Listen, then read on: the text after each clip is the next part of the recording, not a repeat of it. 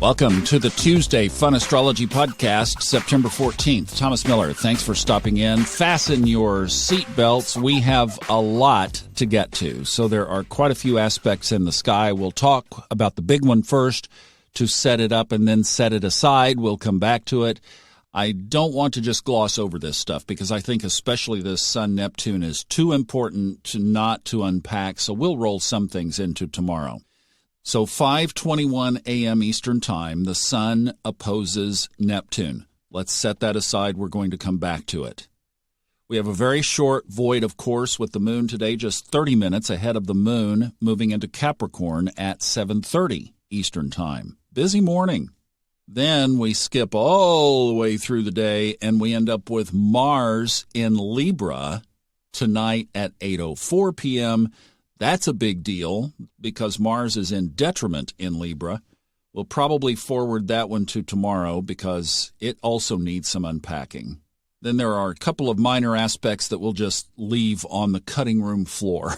How about that for today? There's so much going on.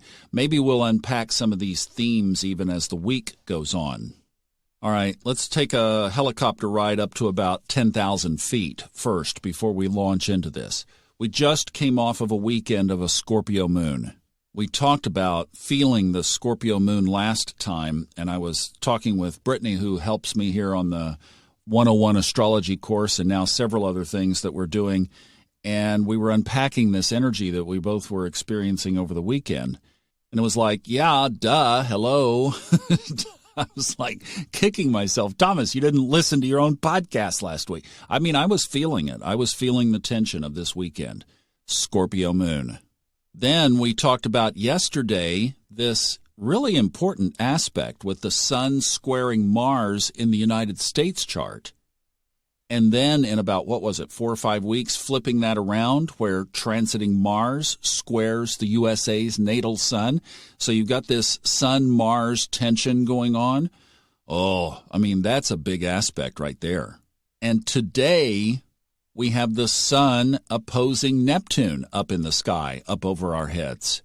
Now, it's not that big of a deal, obviously, for the Sun to oppose Neptune. It happens once a year. But that it's happening right now is so interesting because especially with what was just going on with the United States. I mean, think about, I go back to the announcement from President Biden last week about the vaccine stepping up the vaccine thing. And I'm not going into a political thing. Don't worry. It's a safe space. But I'm just saying the languaging around that mandate was Mars-Sun energy. It was processed by a lot of people through a scorpionic lens. You saw what they were chanting in the football stadiums over the weekend in college sports, right? I mean, that's about as scorpionic as it gets. And now here we are with the Sun opposing Neptune. Neptune rules viruses. Neptune also rules pharmaceuticals. The Sun representing you and me individually, and the Sun representing us collectively, our nation, for example, in this case. Now, astrologers will interpret oppositions in a couple of ways. Some people put that it is a tense opposition, and they really don't look at the other side. I tend to, as you know, look at both sides of the coin, and to me, the opposition is exactly what happens when you try to put a magnet together.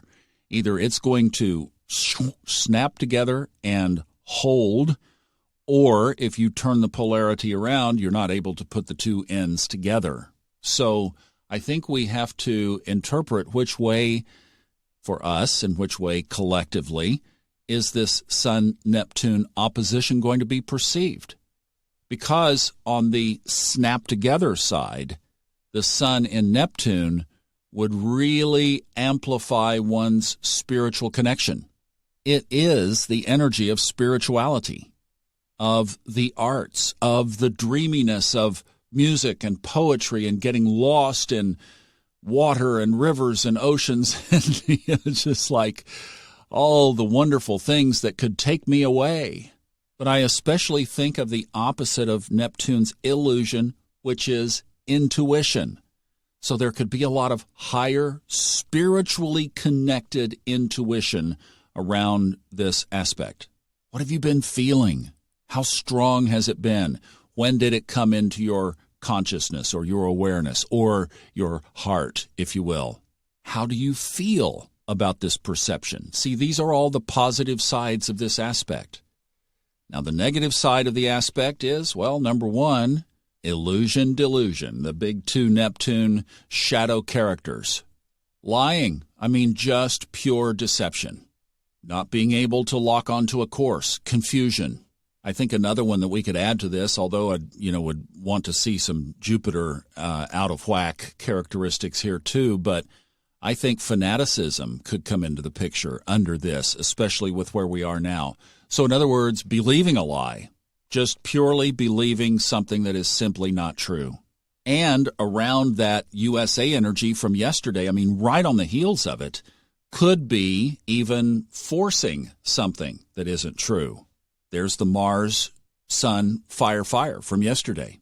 In fact, we could take it another step further if we wanted to and think about Jupiter and Saturn are both within a few weeks of coming out of retrograde. They're both in Aquarius. Aquarius is don't tell me what to do. Maybe this is pointing to a situation with the Sun in Virgo, Neptune in Pisces, Aquarius starting to get a little bit more frisky. Every football stadium in the country was packed. They were jumping up and down doing this new jump. I thought that was so cotton picking cool. Wow. The kids are just, it's almost like people are saying, self-declaring, we are back to normal. And then their big chant is very Aquarian. You can look it up if you're not familiar with what they were saying. It's a word that I'm not going to put on here, but it is a declaration of freedom and independence.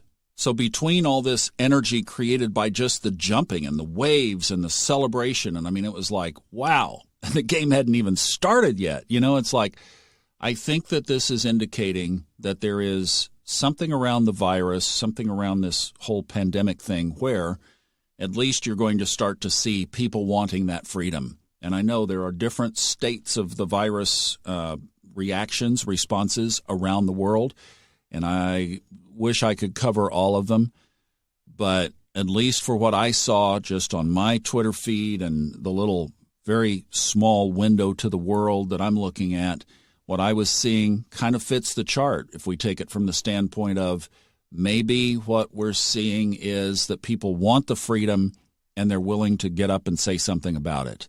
And that would point to what's coming in just a month as these two big Aquarian planets come out of retrograde. And yeah, that's why we had to just kind of sector this out today. We'll talk about Mars and Libra tomorrow because that is another big deal.